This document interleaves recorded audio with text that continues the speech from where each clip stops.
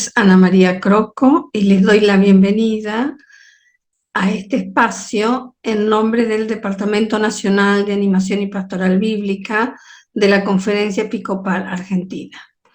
Este espacio de hoy tiene como objetivo que profundicemos en qué es el jubileo en las Sagradas Escrituras. Antes de empezar, vamos a compartir una oración, así que yo les voy a compartir pantalla para que podamos rezar juntos.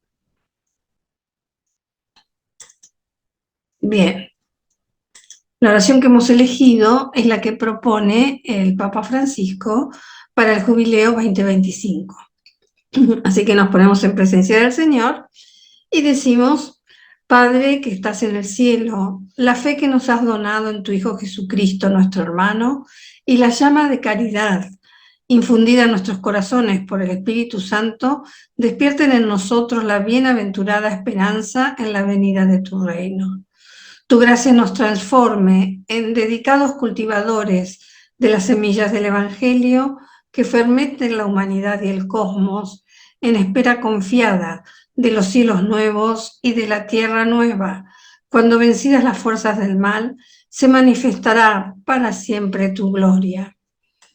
La gracia del jubileo reavive en nosotros, peregrinos de esperanza, el anhelo de los bienes celestiales y derrame en el mundo entero la alegría y la paz de nuestro Redentor. A ti, Dios bendito eternamente, sea la alabanza y la gloria por los siglos. Amén. Bien, el plan que tenemos para hoy es esto. ¿Qué entendemos por jubileo? Luego, leer los textos, repasar los textos, tanto del Antiguo como el Nuevo Testamento, que nos hablan del tema. Y por último, muy brevemente, hacer una referencia al jubileo en la Iglesia y a la convocatoria del Papa Francisco para el jubileo 2025. Estos últimos dos puntos van a ser muy breves, porque justamente este espacio de hoy es una introducción a un ciclo de charlas que va a haber, Dios mediante, durante el periodo de la Cuaresma, organizado por el Departamento Nacional, en el cual el objetivo va a ser claramente el Jubileo 2025. Bueno, dicho esto, los invito a empezar por definir qué entendemos por jubileo. La palabra jubileo tiene dos raíces, una hebrea, que quiere decir cuerno de carnero, Iobel, y una en latín, jubileum, que significa alegría grande. El término Iobel aparece 27 veces en la Biblia y 21 de ellas se refieren al año jubilar. ¿Por qué? Porque el año jubilar, esto que decíamos del cuerno de carnero, ¿no? El año jubilar comienza con el toque del cuerno del carnero.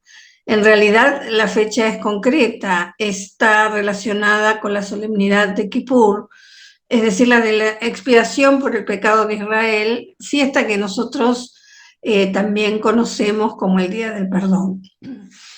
Y San Jerónimo, cuando tradujo la Biblia del hebreo al latín, al término Iobel lo expresó con el término latino jubileus, con lo que quedó así incorporado el matiz de la alegría al significado original que tenía la palabra en el antiguo Israel. Y ahora veamos algunos de los textos. Vamos a tocar textos de Pentateuco y un texto de Isaías. Bueno, en realidad a veces uno aclara demasiado, pero no sabemos si todos conocemos que el Pentateuco o la Torá son 5 libros que justamente nos relatan los orígenes del pueblo de Israel, cómo se organizaron, sus fiestas, sus normas de convivencia. Bueno, por supuesto, todo el camino del desierto, ¿verdad? Y la llegada a las puertas de la tierra prometida. Estos libros cuentan con distintas tradiciones. La redacción final se enriquece con distintas tradiciones.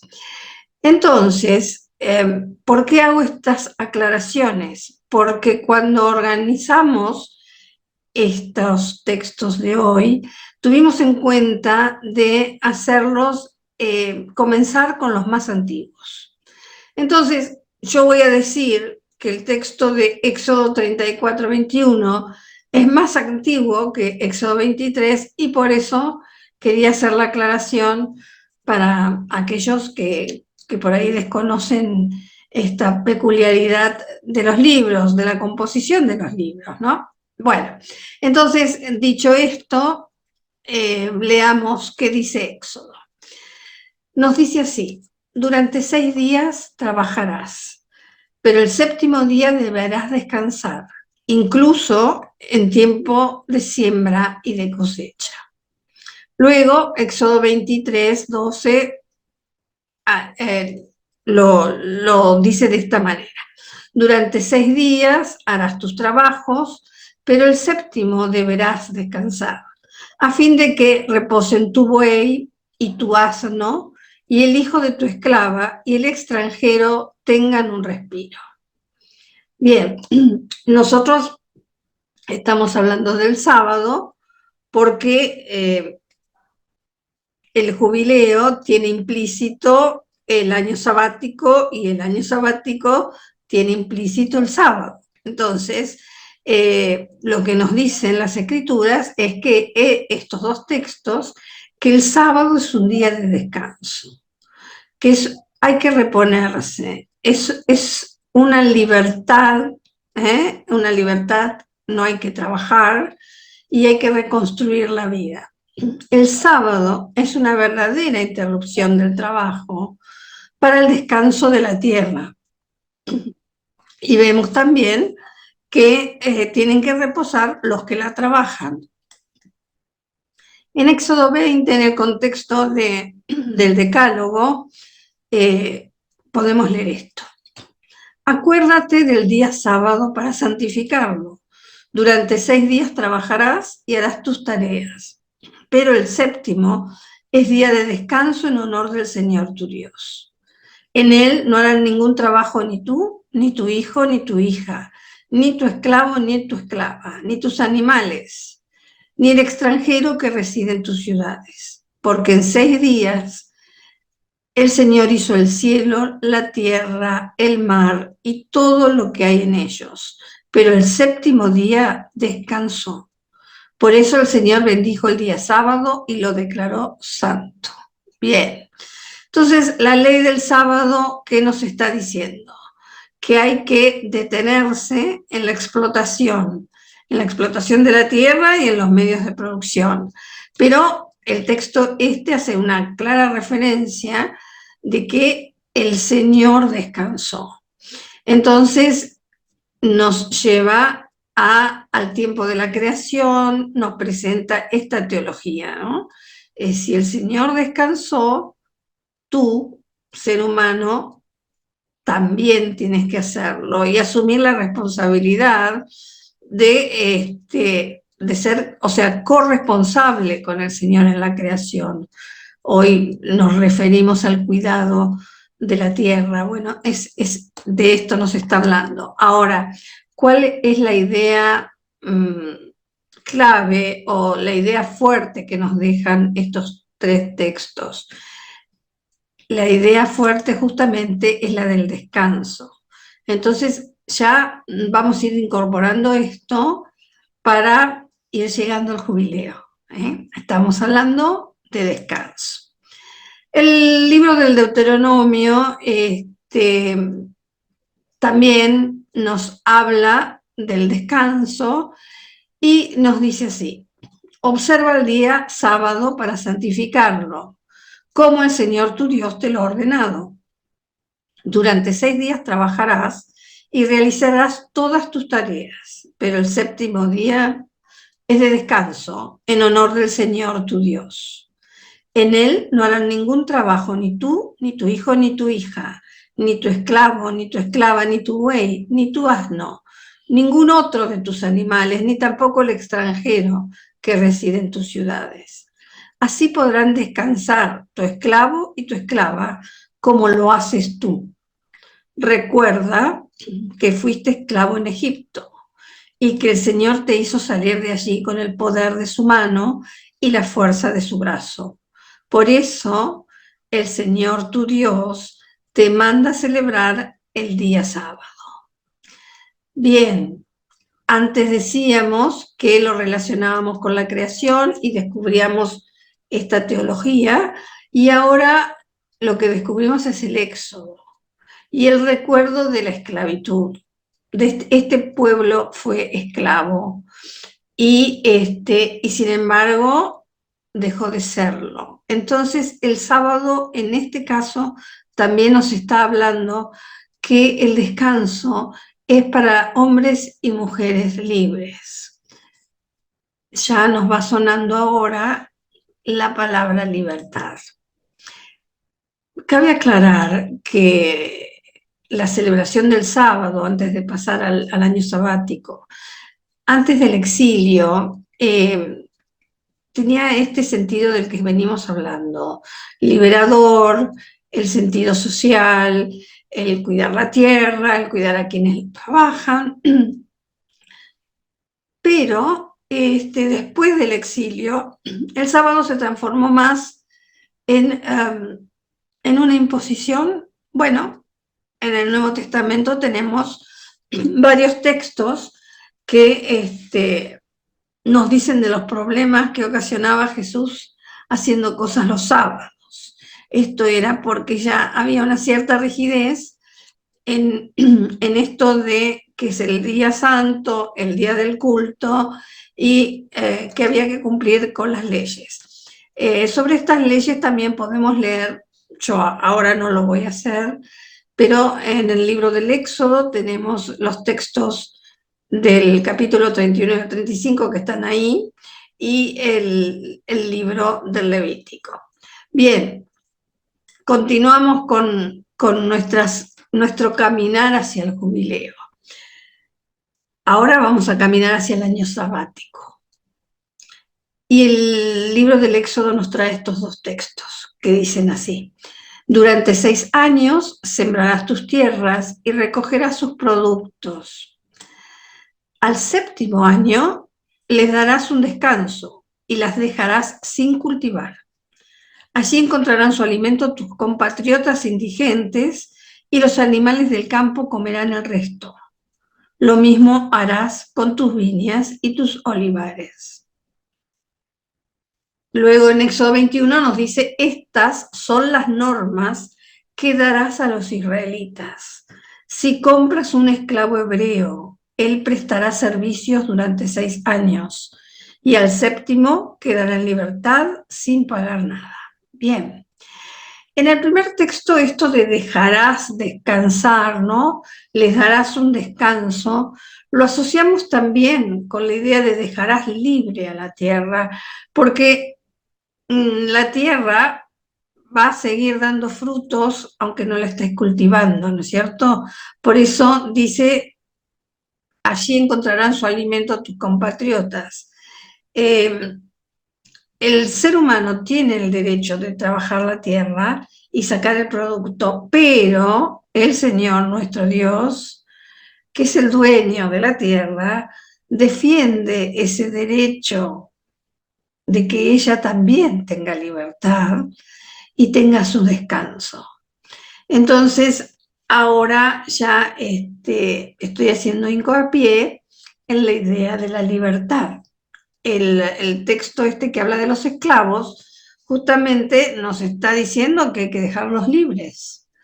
Estos esclavos se supone que han perdido su libertad por las deudas, pero si no han pagado en 6 años, en el séptimo año se los dejará libres sin pagar.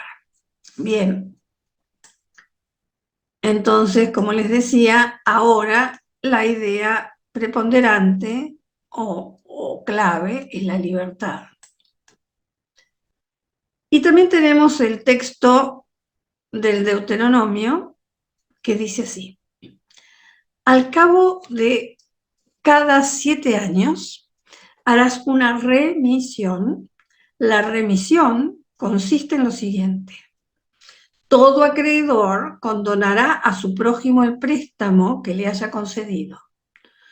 No hará ninguna demanda a su prójimo, es decir, a su hermano, porque se ha proclamado una remisión en homenaje al Señor.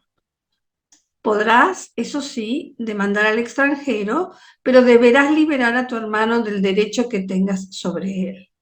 Por lo demás, no habrá ningún pobre a tu lado, porque el Señor te bendecirá abundantemente en la tierra que Él te da como herencia, con esta sola condición: que escuches su voz, practicando cuidadosamente todo este mandamiento que hoy te prescribo. Sí, el Señor tu Dios te bendecirá como te lo ha prometido. Tú prestarás a muchas naciones sin tener necesidad de pedirles prestado, y dominarás a muchas naciones sin que ellas te dominen. Si hay algún pobre entre tus hermanos, en alguna de las ciudades del país que el Señor tu Dios te da, no endurezcas tu corazón ni le cierres tu mano. Ábrele tu mano y préstale lo que necesite para remediar su indigencia. No abrigues en tu corazón estos perversos pensamientos. Ya está cerca el 7º año, el año de la remisión. Mirando por eso con malos ojos a tu hermano pobre para no darle nada. Porque él apelaría al Señor y tú te harías culpable de un pecado. Cuando le des algo lo harás de buena gana. Así el Señor te bendecirá con todas tus obras y en todas las empresas que realices. Es verdad que nunca faltarán pobres en tu país. Por eso yo te ordeno: abre generosamente tu mano al pobre, al hermano indigente que vive en tu tierra.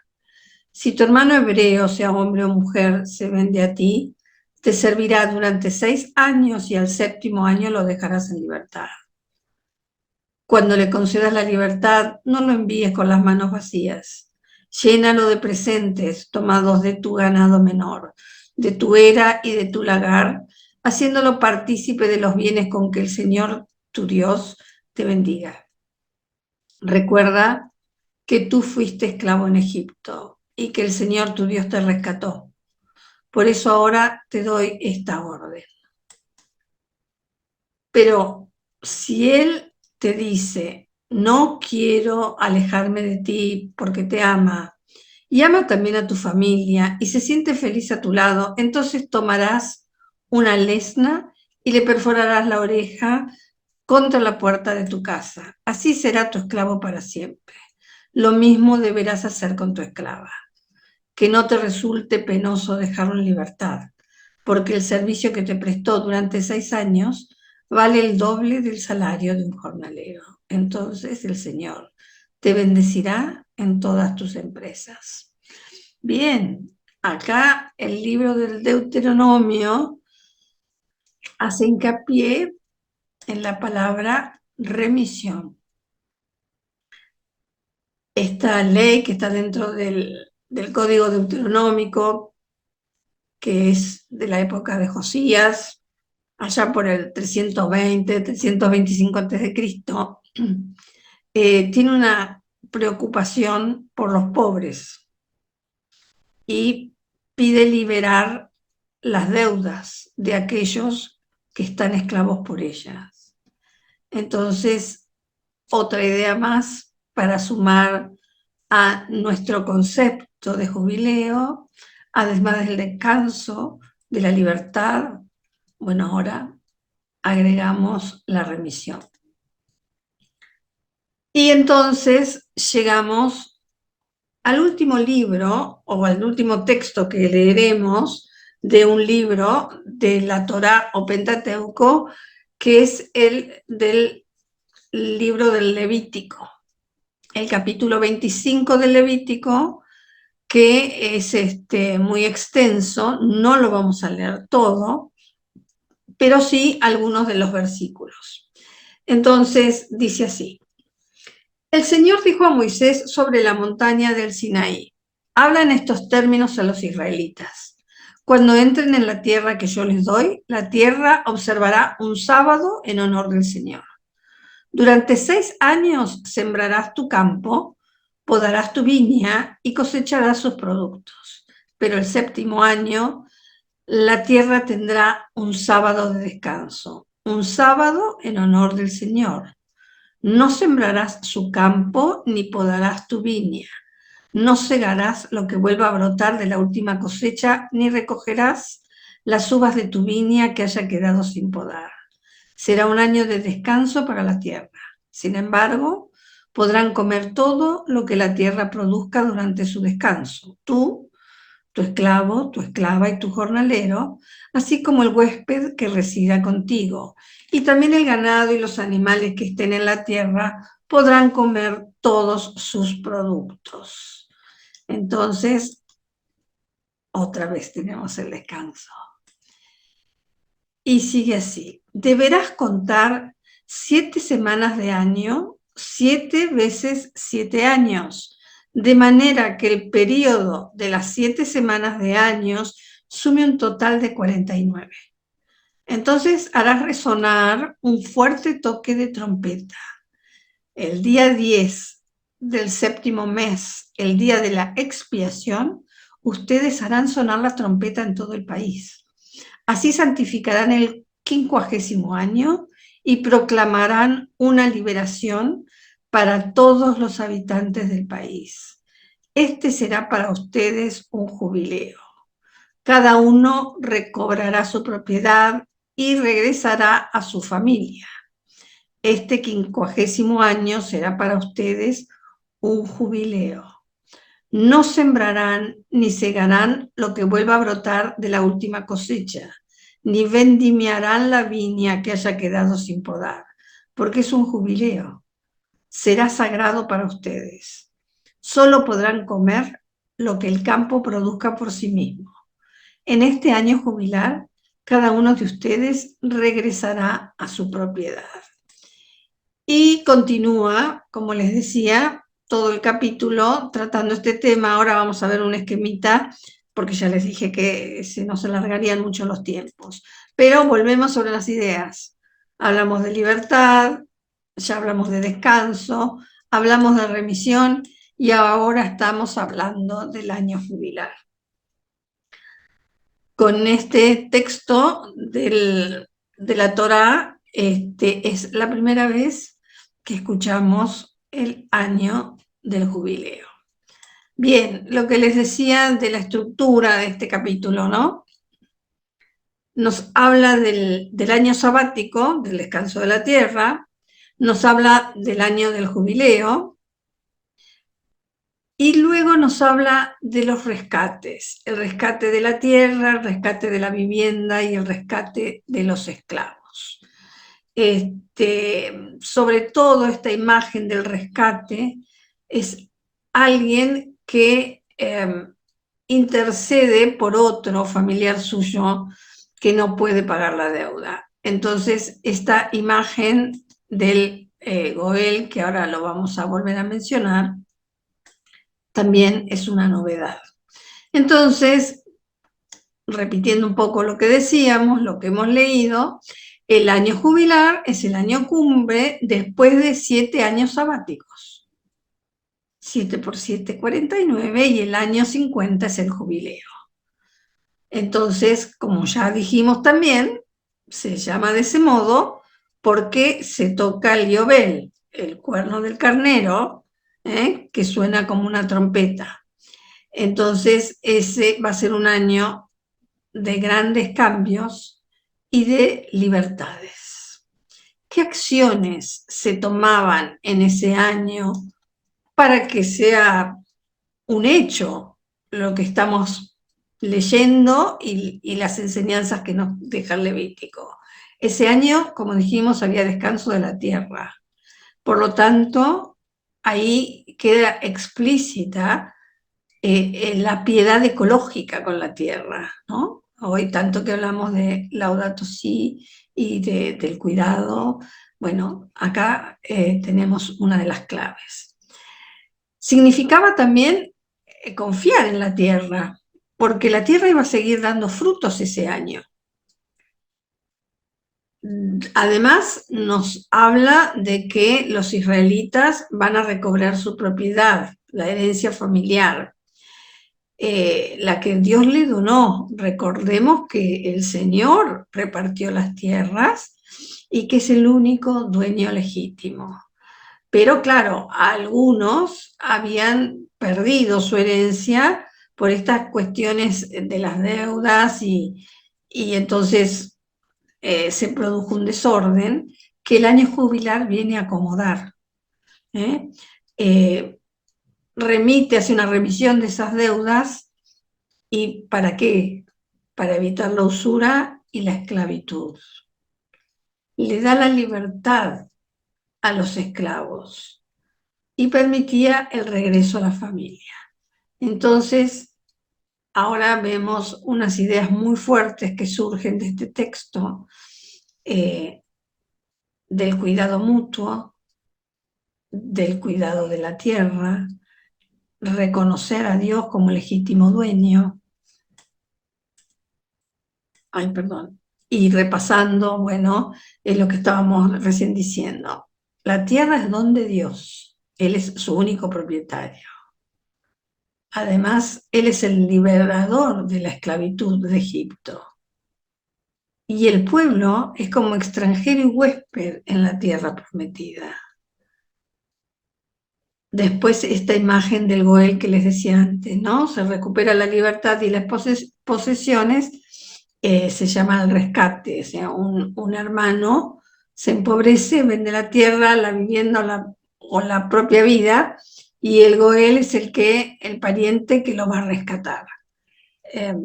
Los que están, como es con el libro de Ruth tal vez en su cabeza, ahí está la imagen del Goel que la rescata a estas mujeres, ¿no?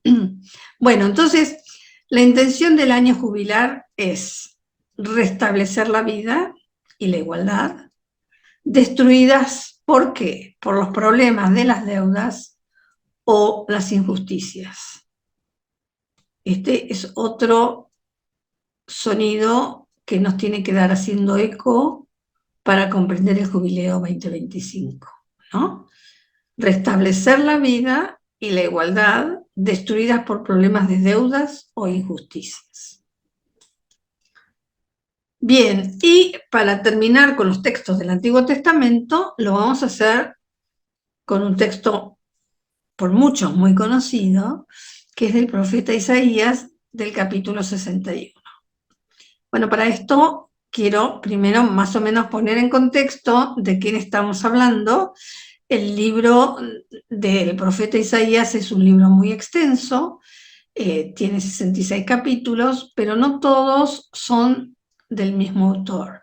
Se pueden observar tres secciones. Las conocemos como el proto Isaías o primer Isaías, el deutero Isaías o segundo Isaías, y el trito Isaías o tercer Isaías, que es este texto es de esa sección, y el contexto en el que está este texto es a la vuelta del exilio.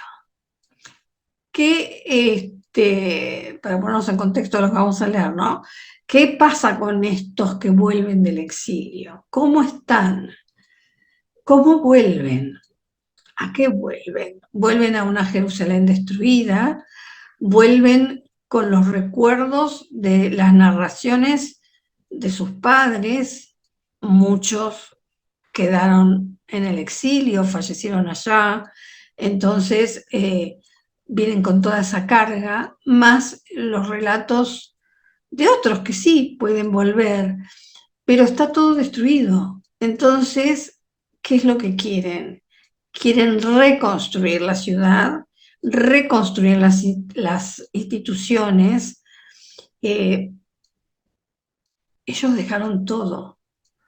y acá había quedado el templo y había quedado su tierra. Entonces, esto es lo que quieren recuperar y reconstruir.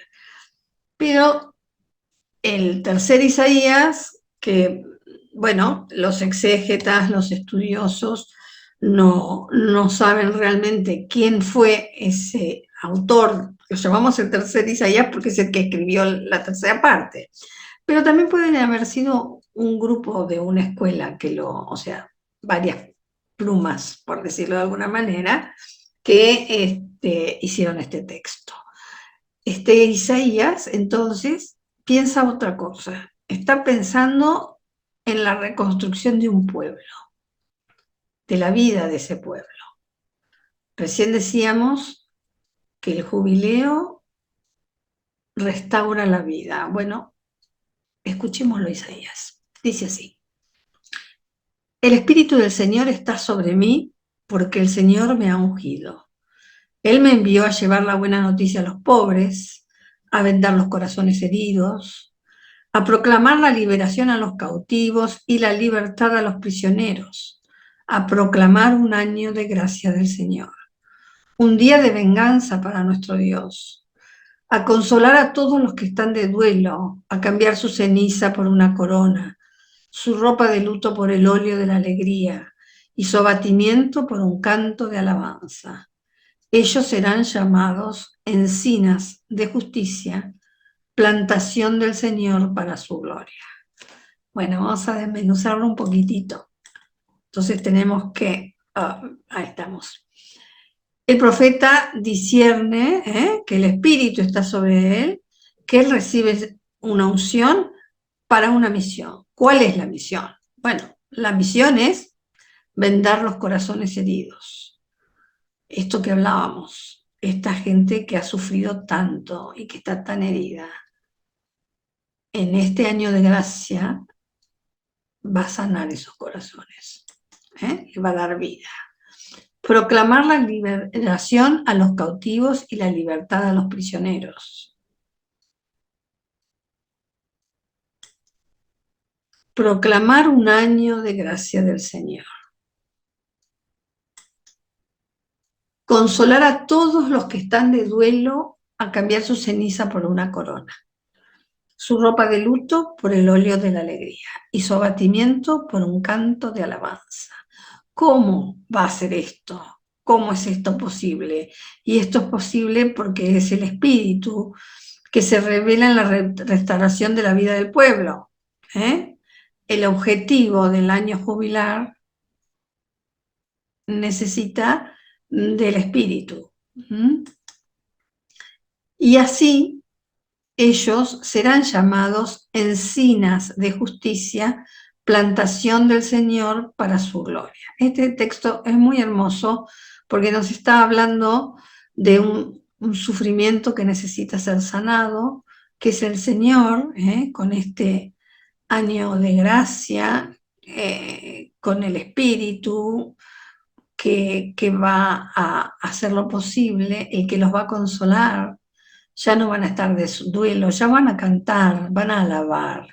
Y así el pueblo, que ahora revive, está restaurado, está fuerte, está alegre, ese pueblo serán llamados encinas de justicia, plantación del Señor para su gloria. Ese pueblo es el pueblo de Dios. Porque en las Escrituras muchas veces las plantaciones, las viñas, simbolizan justamente al pueblo de Dios. Entonces, esto es el efecto que provoca el año de gracia, restaurarse como pueblo. Bien, este texto, volveremos ahora en un segundo, pero bueno, repasando, como decíamos, que era urgente la restauración, el año de gracia viene a levantar a los caídos, y acá, como estamos todavía en el Antiguo Testamento, estamos con Isaías, todavía acá estamos hablando de venganza, ¿no? Es la venganza a los oprimidos, ¿no? O sea, perdón, a los opresores. la venganza va para ellos. Entonces, Isaías nos vuelve a decir que hay que llevar la buena noticia, hay que sanar, ¿eh? O sea que nos trae todo lo que estuvimos hablando en los textos de Éxodo y de Deuteronomio. Bien, hicimos, como yo ya les había anticipado, este recorrido del sábado, el año sabático y el año jubilar. ¿Por qué? Porque estas tradiciones buscan proteger la vida del pueblo de Dios, que un clan no sobreexplote a otro, que la tierra no quede concentrada en pocas manos, que no haya unos que acumulen riqueza y otros que no puedan pagar. Eh, Le pone un límite a los abusos y pone un límite también a la esclavitud que provoca la deuda. Entonces, esta tradición sabática y jubilar exigen eso, un corte. Hay un año donde se para todo y se restaura. Ese es el año de gracia del Señor, es el jubileo. Permite entonces recuperar tanto la tierra para que no sea explotada como a las personas. Nadie se puede apropiar injustamente de nada. Hay que volver a acomodar. Bueno, y ahora vamos al último texto de los que les proponía para hoy, que es, este texto es del Evangelio según San Lucas. El contexto es Jesús está empezando su vida pública, ahora lo vamos a leer, pero ahí ya podemos ver que está en Nazaret, y se cita justamente el texto de Isaías. Mejor leámoslo, después los comparamos y vemos qué significado puede tener. Jesús fue a Nazaret, donde se había criado. El sábado entró como de costumbre en la sinagoga y se levantó para hacer la lectura. Le presentaron el libro del profeta Isaías y abriéndolo encontró el pasaje donde estaba escrito: el Espíritu del Señor está sobre mí porque me ha consagrado por la unción. Él me envió a llevar la buena noticia a los pobres, a anunciar la liberación a los cautivos y la vista a los ciegos, a dar la libertad a los oprimidos y proclamar un año de gracia del Señor. Jesús cerró el libro, lo devolvió al ayudante y se sentó. Todos en la sinagoga tenían los ojos fijos en él. Entonces comenzó a decirles: hoy se ha cumplido este pasaje de la Escritura que acaban de oír. Bueno, ya hay palabras que coinciden plenamente con Isaías. En esta listita podemos verlo, que en esta primera parte la diferencia es que Isaías habla de vendar los corazones, nos acordamos, ¿no?, de Babilonia.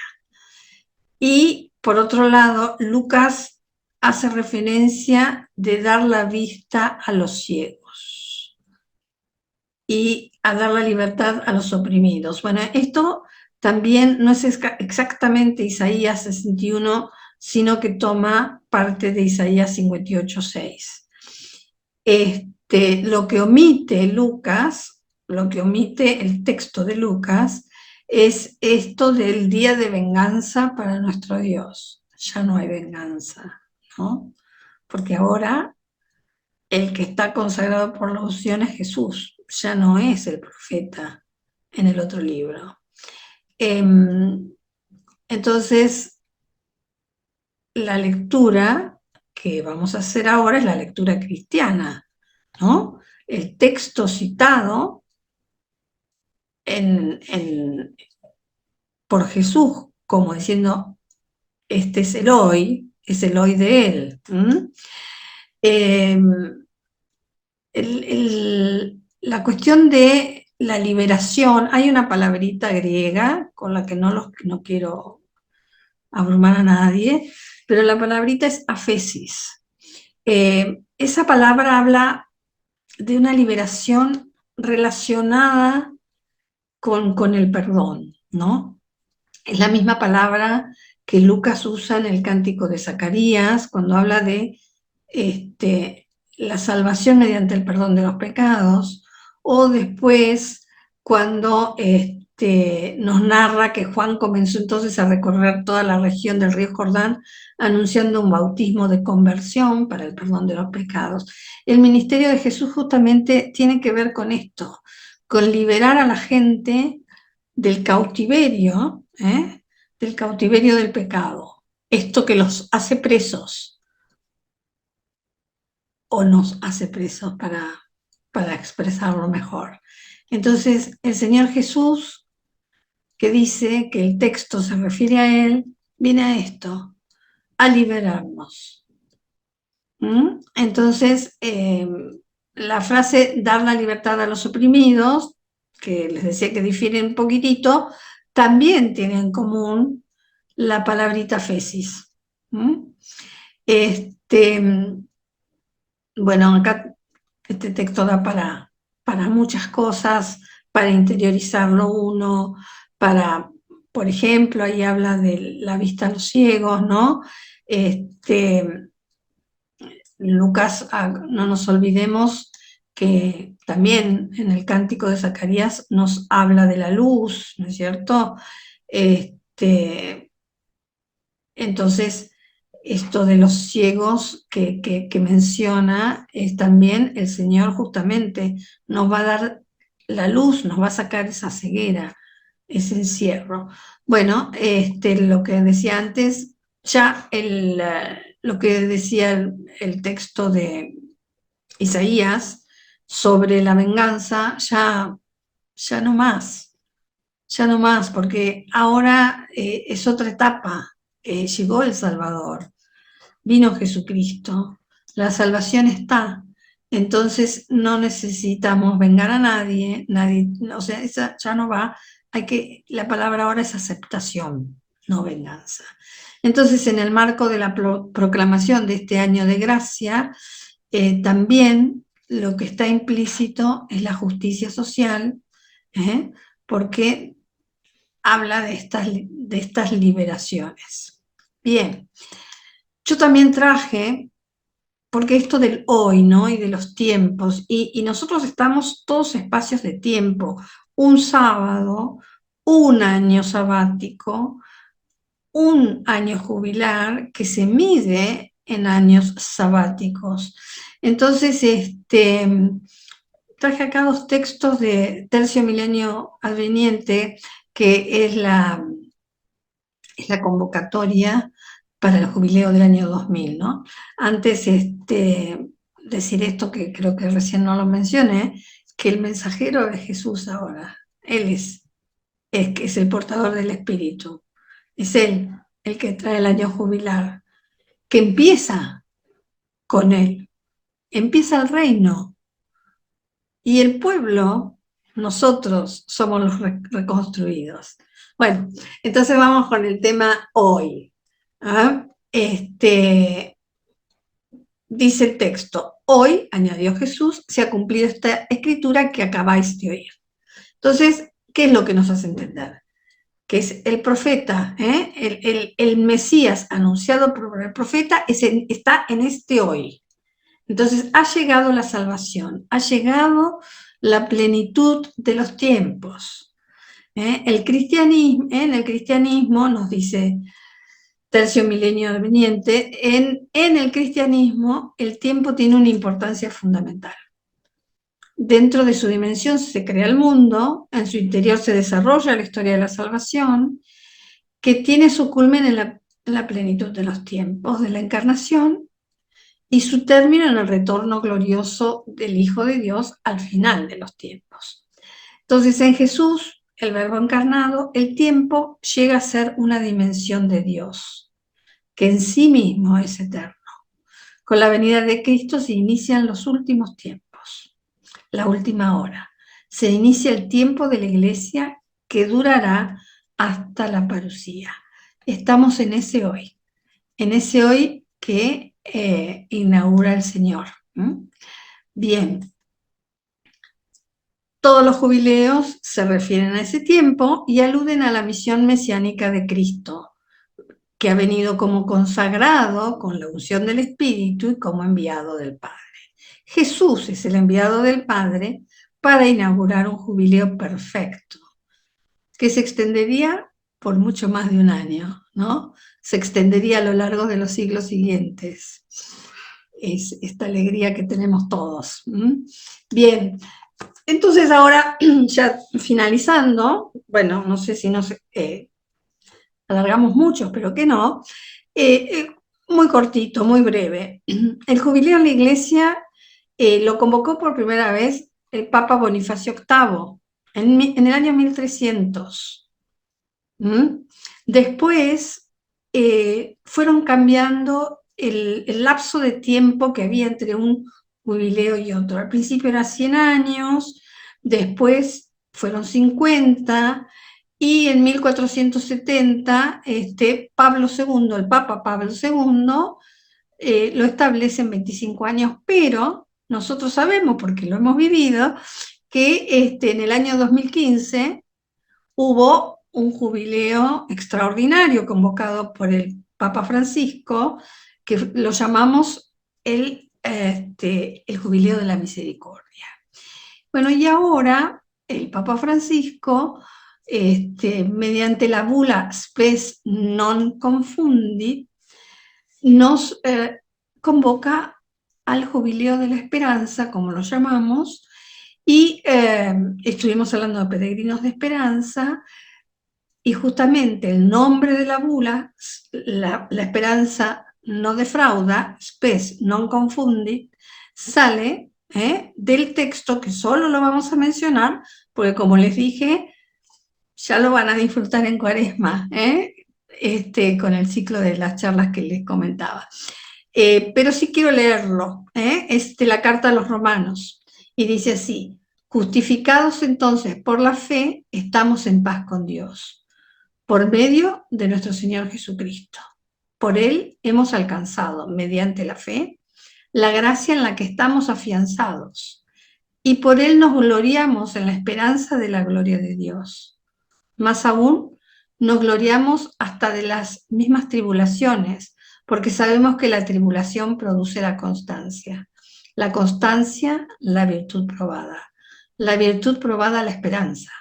Y la esperanza no quedará defraudada, porque el amor de Dios ha sido derramado en nuestros corazones por el Espíritu Santo que nos ha sido dado. Bien, para terminar, y que ya cité tantos textos, pero bueno, este material también les va a quedar, en la bula, el Papa hace referencia a los textos de los cuales estuvimos hablando, y yo simplemente quiero decirles dónde. El Papa habla de los signos de esperanza y escribe lo siguiente: en el año jubilar estamos llamados a ser signos tangibles de esperanza para tantos hermanos y hermanas que viven en condiciones de penuria.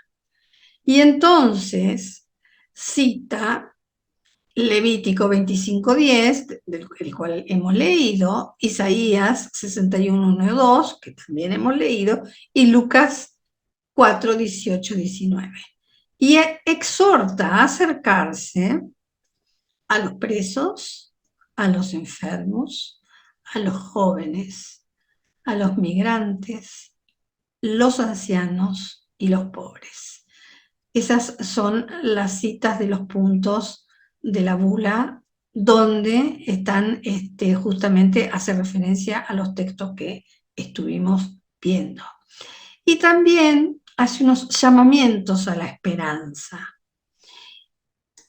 Y ahí es cuando nos habla de los profetas y nos dice: haciendo eco a la palabra antigua de los profetas, el jubileo nos recuerda que los bienes de la tierra no están destinados a unos pocos privilegiados, sino a todos.